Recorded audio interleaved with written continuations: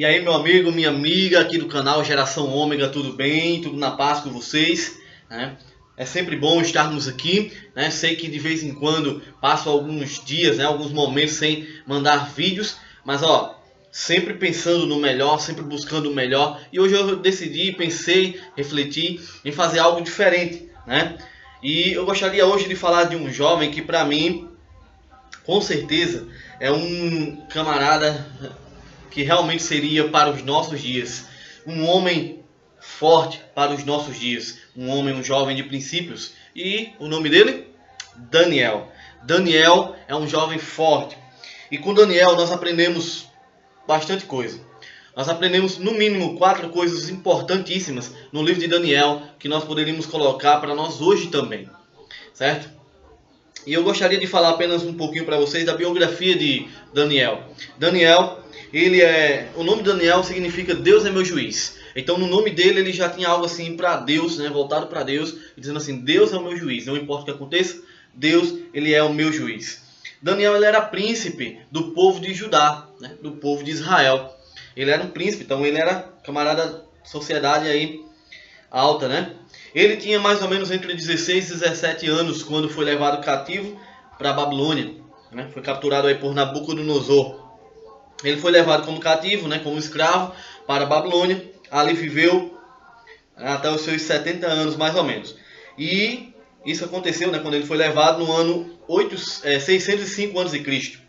Ele se tornou sábio e o grande governador de Babilônia. A gente consegue ver isso quando nós estudamos a Bíblia, né? Quando nós lemos a palavra de Deus no livro de Daniel.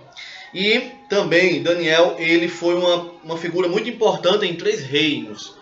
No reino de Babilônia principalmente, né, no início ali. Depois veio o reino Medo-Persa, né? O reino da Média, o reino da Pérsia, que ele também esteve ali sempre presente. A gente vê isso, e como eu falei, ele viveu aí mais ou menos 70 anos. E Daniel, ele ouviu da boca de um anjo, isso aqui é o mais bonito de tudo, né? Ele ouviu da boca de um anjo que ele era muito amado por Deus. Como nós gostaríamos também de ouvirmos, não é?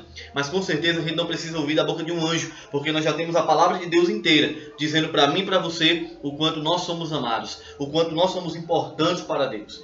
Daniel, ele não viu Jesus morrer na cruz do Calvário. Ele não sabe que Jesus morreu na cruz do Calvário por ele. Mas eu e você, nós sabemos que Jesus ele veio e morreu na cruz do Calvário, demonstrando o seu grande amor por mim e por você.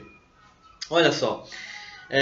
Daniel capítulo 1, versículo 8 diz o seguinte: E resolveu Daniel firmemente não se contaminar com as finas iguarias do rei, e nem com o vinho com que ele bebia. Então pediu aos chefes dos eunucos para não se contaminar. Veja, o texto é bem claro em dizer o seguinte, que Daniel resolveu firmemente no seu coração. Sabe, ser fiel, ser firme nos princípios, ser fiel à sua namorada, ser fiel ao seu namorado, ao seu esposo, sua esposa, ser fiel ao que você conhece, ao que você entende pelo certo. Meu amigo, isso é o que nós estamos precisando hoje, sabia? Ser fiel é o que estamos precisando. Estamos precisando de pessoas assim. Infelizmente nós reclamamos muito de que existe injustiça, de que existe corrupção, de que existe isso e aquilo outro. Mas nós, no nosso dia a dia, somos assim. Infelizmente somos assim, né? E por isso que nós vivemos numa sociedade tão desgraçada como infelizmente é a nossa. Cada dia se torna cada vez pior. E a gente cede muito aos nossos princípios, né? Às vezes por causa de um prazer, às vezes por causa disso ou por causa daquilo outro, às vezes pensando simplesmente em ganho, se beneficiando. E aí a gente vai e faz coisas terríveis. Mas Daniel, ele resolveu no seu coração. Foi uma decisão dele. Ele disse assim: eu não vou me contaminar. É interessante, Daniel tinha aí, estava na sua adolescência, né? Estava longe dos seus pais. Daniel estava numa terra que ninguém lhe conhecia. Ele poderia simplesmente se revoltar contra Deus ou contra qualquer coisa, ou simplesmente se dizer assim: não, então já que eu estou aqui, nada me impede de que eu siga o rumo, né? De que eu siga o fluxo aí. Mas não, ele disse assim: ó, eu não vou me contaminar. Não venha com esses negócios, eu não vou me contaminar, eu não vou fazer isso. Sabe por quê? Porque eu tenho princípios. E os meus princípios, ainda que os céus e a terra se abalem, ainda que os céus e a terra se destruam, que o céu caia sobre mim, mas eu vou permanecer, porque isso aqui eu sei que é o certo, isso aqui eu sei que é a verdade. E ela vai me assegurar. Como eu bem falei, Daniel tem como o seu nome, o significado Deus é meu juiz. Então ele foi fiel a Deus sem pensar nas consequências. Ele disse assim: Deus, eu vou ser fiel e as consequências é contigo, o Senhor que resolva para mim. Simplesmente assim, meu amigo. E Daniel, para mim, é um dos maiores exemplos da Bíblia de que o jovem pode sim permanecer puro, pode sim permanecer leal. E eu digo jovem, mas não somente o jovem. Eu digo qualquer pessoa pode se manter puro, pode se manter leal, mesmo longe de sua casa, mesmo longe de sua família. Sabe por quê? Caráter é aquilo que nós somos quando ninguém está vendo. Caráter é você ser aquilo que você é em qualquer lugar. Meu amigo, caráter é aquilo que você realmente tem de verdade dentro de você. Não é máscara, não é balela, mas é aquilo que de fato você é. E que Deus sabe que você é também. Então Daniel, ele me ensina isso. Ele me ensina a não ceder, a não negociar princípios. Daniel me ensina a permanecer firme ao lado da verdade, ao lado daquilo que não muda e que vai permanecer para sempre. O nosso caráter, a nossa vida. Daniel capítulo 6, versículo 10, eu gostaria de ler com vocês, para mostrar para vocês outra coisa que Daniel me ensina. Né? Daniel me ensina nesse capítulo aqui, capítulo 6 do seu livro, versículo 10, o seguinte, ó. Verso 10 diz assim, ó: Daniel, pois, quando soube que a escritura estava assinada, entrou em sua casa e em cima no seu quarto, onde havia janelas abertas para o lado de Jerusalém. 3 vezes por dia se punha de joelhos e orava, e dava graças diante de Deus, diante do seu Senhor, como costumava fazer. Daniel recebeu a notícia. A notícia era que havia um decreto, e nesse decreto ninguém podia adorar a outro Deus ou a outros deuses que não fosse ao rei de Babilônia. No caso aqui não era mais o rei de Babilônia, mas era ao rei da Pérsia, né? Então, veja, Daniel viu esse edital, podemos assim dizer, esse assinado, essa assinatura, esse decreto, e ele, em vez de se desesperar, o que é que ele fez? Não, simplesmente foi ao seu quarto e, como ele costumava fazer, veja, não era uma coisa que ele fez somente na hora da precisão, na hora da angústia, na hora do medo. Não, ele já costumava fazer.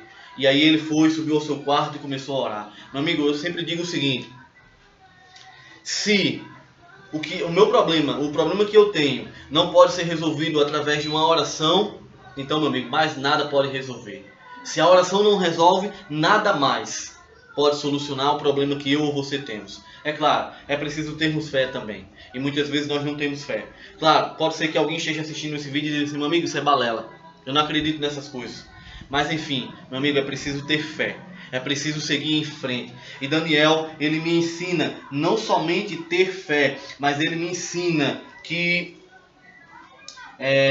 eu não posso questionar a Deus. Daniel simplesmente subiu ao quarto e ele orou a Deus. Ele colocou diante de Deus o seu problema, porque ele sabia que Deus podia resolver. Ele não foi reclamar: mas Deus, olha, eu estou tentando ser fiel aqui, e olha só o que é que aparece. E aí? E agora? O que é que eu vou fazer? O que é que o Senhor me diz? Não, pelo contrário, ele subiu, ele orou, ele se entregou nas mãos de Deus e disse: Deus, todos os reinos pertencem ao Senhor. Então faça de mim, ou faça em mim, conforme o seu querer, conforme a sua vontade. Mas todos os dias ele orava 3 vezes a Deus, colocando os seus problemas, as suas dificuldades diante de Deus. Ele não reclamava, como muitas vezes eu e você nós fazemos, que com tudo nós estamos reclamando: ah, Senhor Deus, não tem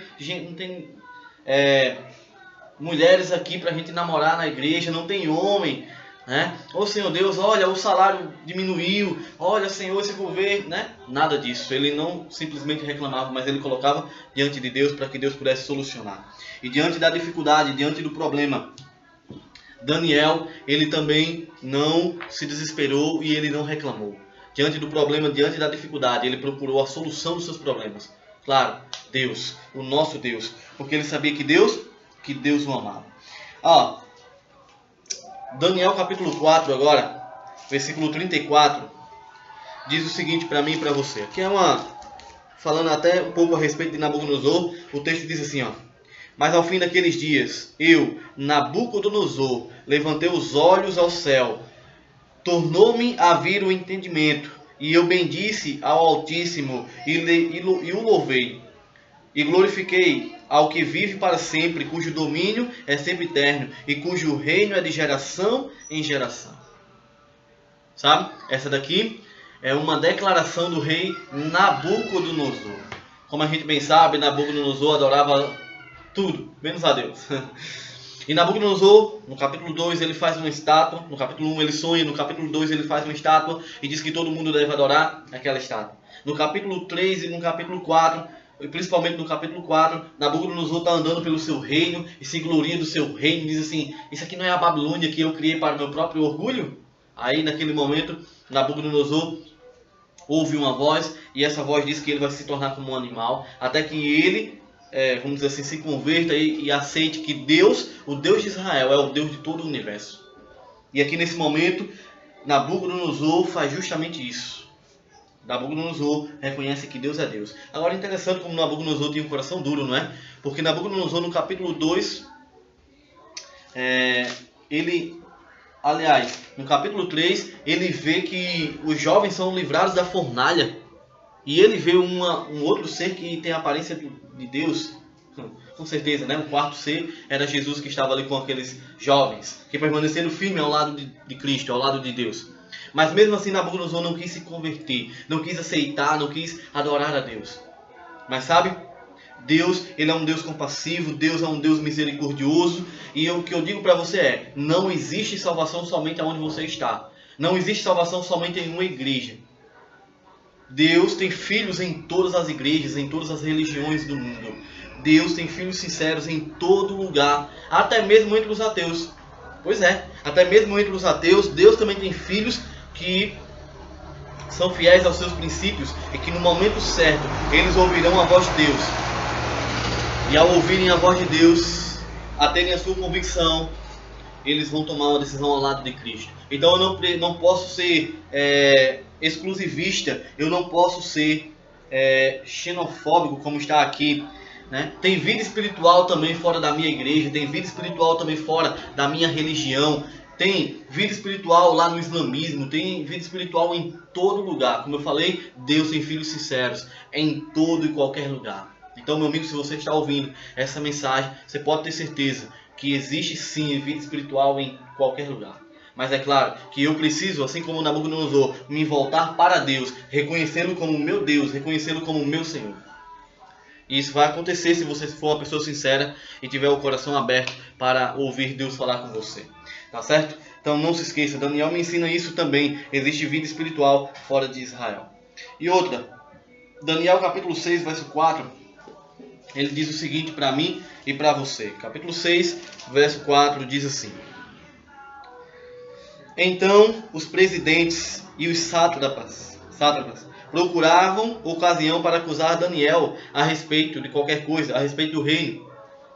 Mas não puderam achar nem culpa alguma, porque ele era fiel e não se achava nele nenhum erro e nenhuma culpa. Meu amigo, vasculharam a vida de Daniel, não acharam nenhum erro, nenhum defeito. Agora eu lhe pergunto, se vasculharem a minha vida, se vasculharem a tua vida, será que vão encontrar alguma coisa? Pois é. Vamos voltar para o exemplo de Daniel, que está mais bonito, não é? Daniel, ele era uma testemunha firme, fiel a Deus. É interessante porque Daniel, ele tinha bons modos no testemunhar. E ele era uma boa testemunha. Ele era uma boa testemunha. E ele tinha também um bom testemunho. É isso, meu amigo, minha amiga, que nós precisamos, sabe? Muitas vezes nós tentamos defender a Deus. Muitas vezes nós tentamos defender a Jesus. Nós tentamos ser advogados de Jesus. Você acredita nisso? Queremos defendemos com unhas e dedos a nossa religião. Mas sabe? O que Deus ele precisa, o que Jesus precisa, não é de advogados. O que ele precisa é de testemunhas. E que tipo de testemunho eu estou sendo? Que testemunho eu estou dando? Será que é um bom testemunho? Pois é. Em Atos capítulo 1, verso 8, diz assim, ó: E recebereis poder ao descer sobre vós o Espírito Santo, e vocês serão as minhas testemunhas. E aí vocês vão pregar, né? Falando agora com minhas palavras, vão pregar em Jerusalém, Samaria, em toda a Judéia e até os confins da terra. Sabe? Deus ele está chamando você e a mim para nós sermos testemunhas. para sermos testemunhas. E não simplesmente seguirmos o nosso próprio conceito do que é religião, do que é isso, do que é aquilo outro. Não, nós temos que seguir isso aqui, ó, a palavra de Deus. E sempre em oração, pedirmos para que Deus ele possa derramar sobre mim e você o poder do Espírito Santo. E aí sim, nós vamos ser uma verdadeira testemunha, mostrando a Deus e ao mundo o poder de Deus e que Deus existe. Através de Daniel, através dos seus amigos, Nabucodonosor, e não somente Nabucodonosor, mas os outros reinos que vieram, né? Dario, os outros reis, Dario e outro indivíduo ali também que eu esqueci agora o nome, mas todos eles reconheceram que existe um Deus que governa todo o universo. Sabe? A minha vida, a tua vida pode ser uma luz e deve ser uma luz para que as outras pessoas possam conhecer e reconhecer que Deus é Deus e mais ninguém além dele. Meu amigo e minha amiga, Deus ele está chamando a mim e a você. É interessante porque Daniel, né, ele também me ensina outras coisas. Por exemplo, Daniel ele tinha um bom humor. Daniel ele sabia separar as coisas terrenas das coisas celestiais. Daniel ele sabia. Daniel, em alguns momentos na Bíblia, né, a gente vê que ele estava trabalhando para o rei, ele estava lá com o rei, estava na presença do rei. Em outros momentos, Daniel estava orando, Daniel estava buscando a Deus. Sabe por quê? Ele sabia separar as coisas terrenas das coisas celestiais. Ele sabia separar um tempo para cada coisa na sua vida, no seu dia a dia. Outra coisa também, Daniel sabia quem ele era. Você sabe quem você é? Daniel sabia de onde ele veio. E por isso que ele foi tão firme e tão fiel a Deus. Você sabe de onde você veio? Você sabe? Que nós possamos saber de onde nós viemos e quem nós somos. Daniel, ele sabia esperar o tempo de Deus. E Daniel, ele sabia, e eu sei disso porque em Daniel capítulo 9, ele faz uma oração. Senhor Deus, eu sei que a gente passou por tudo isso, que nós somos miseráveis, pecadores, mas que o tempo está se cumprindo. Sabe? E Daniel já estava ali com 70 anos. Daniel já estava perto de falecer. Meu amigo e minha amiga, Daniel sabia o tempo de Deus. E sabia que o tempo de Deus podia demorar. Mas Daniel sabia esperar o tempo de Deus. E muitas vezes nós não sabemos esperar o tempo de Deus. No livro Patriarcas e Profetas, página 545, diz o seguinte, ó. Um homem cujo coração se firme em Deus será na hora de sua maior prova o mesmo que era em sua prosperidade, quando a luz e o favor de Deus e do homem incidiam sobre ele. A fé alcança o invisível e se apega a realidades eternas. Um homem que o coração está firme em Deus, ele será o mesmo, tanto na hora da angústia quanto nas horas de alegria. Ele é o mesmo. Isso é princípio, isso é firmeza. No livro Parábolas de Jesus, página 88, diz o seguinte: a oração da fé, ou a oração feita com fé, move o braço da onipotência. Eu sempre costumo dizer uma frase que eu aprendi com outros pregadores, dizer o seguinte: o poder não está em quem ora, o poder está em quem ouve a oração. O poder não está em mim, o poder está em Deus. Filipenses capítulo 4, verso 13 diz: tudo posso naquele que me fortalece, ou naquele que pode todas as coisas. Amém? Olha, os corretos hábitos físicos promovem superioridade mental, força intelectual e resistência física e longevidade. Depende das leis imutáveis, leis de saúde que Deus colocou na sua palavra. A luz e a verdade refletida do trono de Deus era mais cara que qualquer honra concedida pelos homens. É privilégio dos jovens de hoje serem tão fiéis e leais como foram os rapazes judeus na Babilônia. Olha só o que diz aqui Ellen White, né? No seu livro ou na sua meditação, Nossa Alta Vocação. É privilégio dos jovens de hoje. É privilégio dos jovens de hoje. Qualquer um dos jovens de hoje serem tão firmes e leais como foram os jovens em Babilônia. Como foram Daniel, Misael, Ananias e Azarias. Eles foram tão fiéis. E hoje é também o nosso privilégio. Meu amigo e minha amiga, Daniel e seus amigos passaram de escravos a grandes governadores do reino de Babilônia. Sabe por quê? Porque eles não foram presunçosos, mas com fé sólida preferiram dar a sua vida ao invés de irem contra os princípios e assim desobedecerem ou desonrarem ao seu Deus. Por meio deles, o Senhor foi revelado a milhares de pagãos que sequer tinham ouvido falar de Deus, do Deus de Israel. E os seus nomes ficaram para sempre gravados na história deste mundo.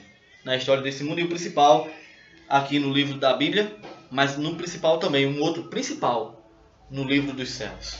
Eu gostaria de fazer essa pergunta para você. Não gostaria você de marcar a história, marcar a vida de alguém e ainda ter a plena certeza de que teu nome está escrito no livro da vida, no livro dos céus, e quando Jesus descer nas nuvens do céu, ele vai chamar e clamar o teu nome, e aí você vai se levantar se você por acaso estiver morto? Não gostaria você de hoje sentir no seu coração a certeza e a esperança da salvação em Cristo Jesus? Pois é, meu amigo.